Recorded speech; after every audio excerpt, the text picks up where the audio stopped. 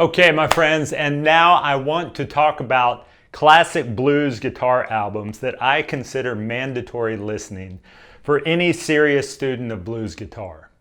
These are albums that have become legendary through the decades and have been extremely influential on generations of blues and rock guitar players. Now, this is my particular list. Of course, there are many others that could be added to this, but these are some of the albums that were a major influence on my own playing, and I know were a great influence on numerous other well-known blues and rock guitarists. So I strongly recommend you dive deep into each one of these albums and attempt to learn licks and playing styles from all of them. Probably the best approach would be to focus on one album and artist at a time to learn their particular style of guitar playing before moving on to one of the other albums. This will also be a great opportunity to work on developing your ear by trying to pick out licks on your own. So here we go. The first album I want to talk about is from Freddie King, recorded and released in 1961. This is the so-called Hideaway album. Really, the album is titled Let's Hide Away and Dance Away with Freddie King. This is one of my favorite recordings of all time. In fact, I have an entire teaching course dedicated to learning every lick and song, note for note, from this album. It was very groundbreaking when it was released. The entire record is non-stop instrumental blues lead guitar and contains 12 classic songs that have been covered countless times by so many bands through the decades. Songs such as Hideaway, The Stumble, San Jose, and Just Pickin'. I highly recommend you spend a lot of time listening to these songs and trying to learn them. And consider getting my Freddie King course dedicated to this album when you are ready to take your lead guitar playing to the next level. These songs were hugely influential on the playing styles of Eric Clapton, Jimmy Page, Peter Green, Stevie Ray Vaughan, myself, and countless others. So that is my #1 blues guitar album that I recommend you start listening to. The next album I want to mention kind of goes in tandem with the Freddie King Instrumental album. This one is also from Freddie and was released soon after the Hideaway record. This one is called Freddie King Sings, and this obviously features all vocal blues songs. These songs are equally classic as well in their own right. Songs such as Have You Ever Loved a Woman? I Love the Woman, and You've Got to Love Her with a Feeling. What's interesting is that Freddie's guitar playing is so different on the vocal songs. His guitar is really just complementing his voice, with more sparse licks and usually taking a solo or two on the songs. On the Hideaway album, however, the guitar playing is just non-stop, balls to the wall, very intense and fast, especially considering the era it was released in.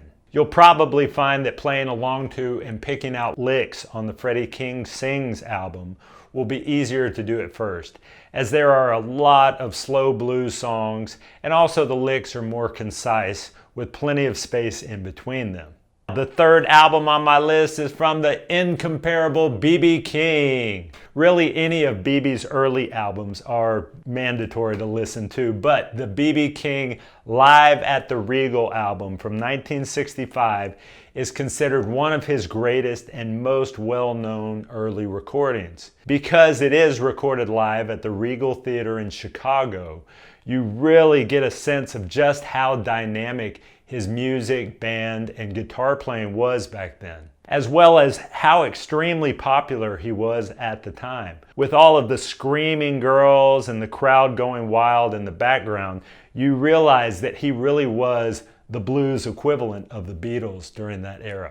So many of his classic songs are included on this album, including Every Day I Have the Blues, Sweet Little Angel, It's My Own Fault, and You Upset Me, Baby. So dig deep into this one. Now we get to one of the baddest and funkiest blues soul albums of all time, Born Under a Bad Sign by Albert King. This album was released in 1967 and was recorded in Memphis at the legendary Stax Records studio. Booker T and the MGs are the band backing up Albert on this, and the album has many of his most well-known classic songs, such as Born Under a Bad Sign, Crosscut Saw, Oh Pretty Woman, and The Hunter. This was a completely new sound at the time, not the typical standard shuffles and slow blues songs, but funky, driving, soul and R&B songs with heavy, intense blues guitar featured up front, along with Albert's powerful vocals. Albert King's playing completely changed the sound of blues rock guitar forever. He had such a powerful, mean, unique, and intense style that strongly influenced Jimi Hendrix's playing and especially Stevie Ray Vaughan's guitar playing. No one, in my opinion, has ever had such a unique sound and style as Albert. He played left-handed, upside down, on a Gibson Flying V, and he tuned his guitar to a completely unique tuning, only known to himself at the time. His over-the-top bending took blues and rock guitar playing to new heights, along with his overdriven tone from his Flying V. Albert almost never uses any major notes in his playing and plays purely minor pentatonic, really, for us, in the first and second positions almost exclusively. Yet his playing never sounds repetitive. So Albert King is definitely one of the most influential guitarists in modern blues and rock. I myself was fortunate to get to play with Albert King on stage at a very early age and hang out with this musical legend. The next record comes from the great Texas guitarist and performer Albert Collins. That's the Albert of our own down here in Texas. I also played with Albert Collins numerous times as a kid. And growing up in Houston, Texas in the late 50s and early 60s, my father saw Albert perform countless times and then started backing him up in blues and R&B bands in the mid-60s in the Houston area. In fact, Albert Collins played at my father's high school prom in 1961. How cool is that? What a different era, man. Even having a live band now at a prom is completely unheard of. Another time, my dad threw a high school party at his house and hired Albert Collins and his band to come play in the backyard. Although he had regional hits starting in 1958, his classic album, Truckin' with Albert Collins, was released in 1969 and had such classic songs as Frosty and Don't Lose Your Cool. Man, check those out. Albert was a wild performer, always playing very loud on his signature Telecaster with the volume and the treble on 10. Be sure and look up some live videos of him playing. He also used a very unique tuning, setting his guitar to an open F minor chord, and always used a capo. He had a very staccato attack to his playing and used his bass strings extensively in his lead playing. To replicate his sound and licks is not always easy to do in standard tuning. I will also add that Albert was such a sweet guy that always got me up to play on stage with him. He was very beloved in the blues community, especially here in Austin at the legendary Antone's nightclub, where he was considered family. Now, moving on to some later blues rock classics, I want to mention the first two albums by the legendary British group John Mayall and the Bluesbreakers. The first album, known as the Beano Record, features Eric Clapton on guitar. Clapton had created a buzz with his guitar playing after a short stint with the Yardbirds.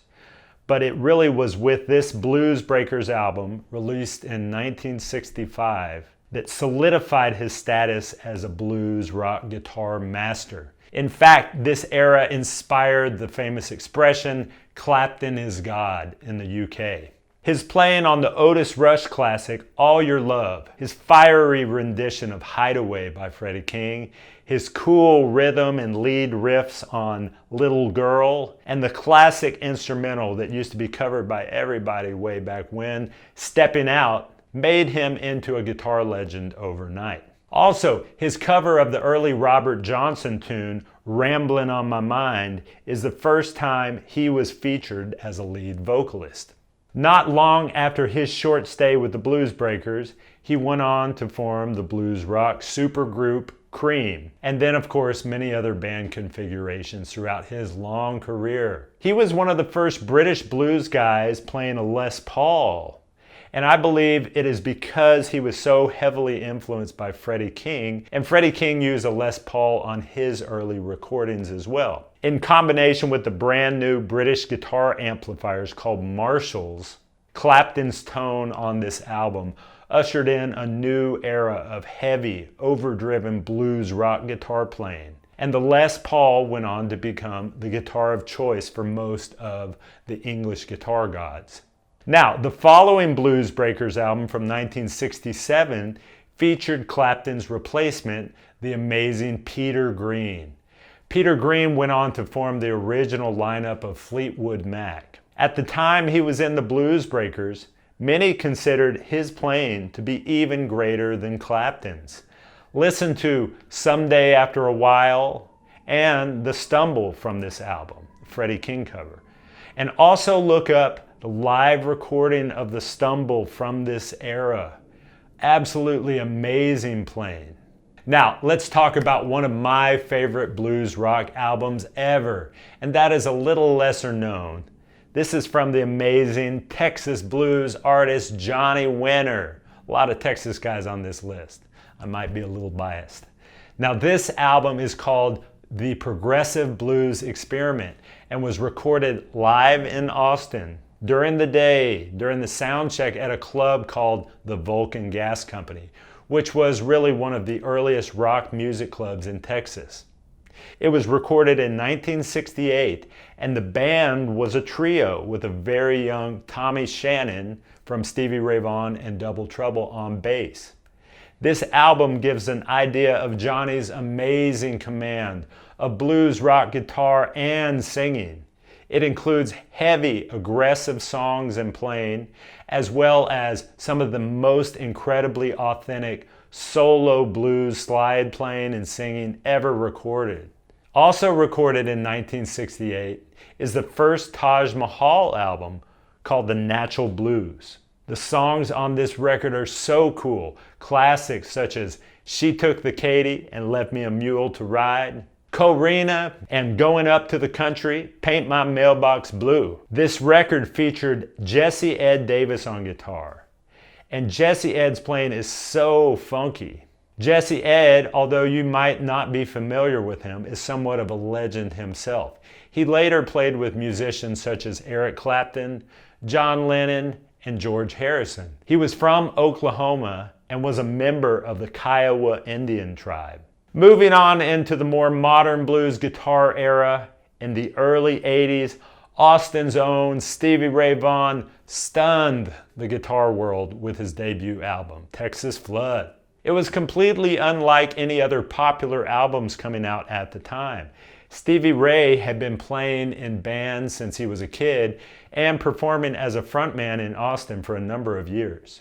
The Texas Flood album was literally just the band's normal live set that they had performed night after night at the time. Double Trouble set up and recorded the album live in the studio in LA, actually Jackson Browne's studio, exactly as if they were performing for a club audience. Stevie Ray's combination of lightning-like speed and phrasing, extremely precise clarity to his playing, amazingly heavy yet clean tone, and aggressive vocals, all while keeping the authentic sounds of his mentors and blues heroes, instantly made him a living legend when the album came out in 1983. He went on to record a handful of other solo records before his untimely death 7 years later. Now, along with Texas Flood, I would like to mention another album that was released after his death. Now, this album is called In the Beginning. You're going to have to look it up online.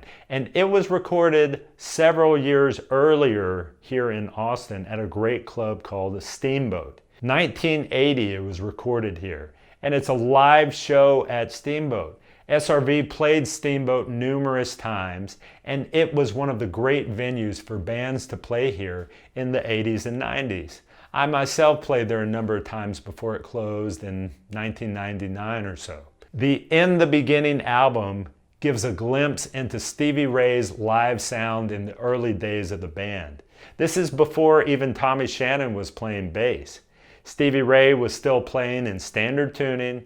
He wasn't using any effects, and he's just going straight into a couple of Fender Blackface amps cranked all the way up. He has a much more raw sound in his guitar playing, and especially his singing on this recording. You can really tell how much he put his heart and soul into every live performance. So definitely check out this album if you've never heard it. I think you're going to be absolutely blown away. Moving on, another of my favorites from the same era is also a blues classic, and that is the first album from the fabulous Thunderbirds, which is known as the Girls Go Wild album. The T-Birds had formed in Austin in the mid-70s and were dedicated to keeping the sparse, authentic blues sound of all of their heroes. Jimmy Vaughan's guitar playing is so cool and unique, especially on these early records. Zero effects, just bare bones, real deal Texas and Chicago style blues. His playing on that album and the other early fabulous Thunderbirds records were a huge influence on me and countless others that were more attracted to the authentic blues guitar sound. Listen to Wait on Time, the first track on the album, and then from there, it's just nothing but badass blues guitar playing. Jimmy was very influenced by early B.B. King and Johnny Guitar Watson, and you can really hear that in his playing. Lastly, I want to turn around and go way, way back to the very beginning. I want to mention probably the first well-known electric blues guitar master, and that is T-Bone Walker. I say that because probably the first well-known electric guitarist in general was Charlie Christian a number of years earlier. He's associated more as being a jazz guitarist. But T-Bone Walker was really a contemporary of his starting in the 40s. T-Bone Walker really was the father of electric blues guitar playing, and he had a very sophisticated sound to his music, being influenced by the big band era that he came up in. His 1954 album, Classics in Jazz, is a must-know record. It includes some of his most well-known songs like T-Bone Shuffle, Stormy Monday, and She's My Old Time Used to Be. T-Bone's jazz blues playing and off-time phrasing is so unique and was the biggest influence on a young B.B. King's playing as well as on Chuck Berry's guitar playing. You see, in that day you have to consider there were not countless artists out there to listen to and be influenced by. It was very limited, and T-Bone Walker was really one of the only electric blues guitar players that was playing at his level. So I really want you to immerse yourself in this album and T-Bone's other classic early recordings to get his sound. Okay, everybody, so I could go on and on all day mentioning amazing blues and rock albums that I love that have been a huge influence on myself and others. But these are some of the top ones that came to mind that I'd like for you to get into, and I'm sure they're going to lead you to many other classic records that are worth learning and listening to as well.